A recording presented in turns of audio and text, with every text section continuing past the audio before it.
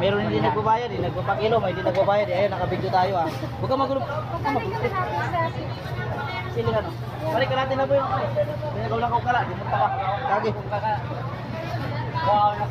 Wala nga ni nagsumat na ak. Eh singit ko no, kaya kung matungan mayong kita.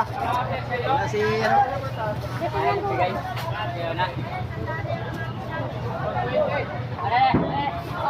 Nabuyo kalate. Ang pansit natin 35. Kaya kalate to. 70.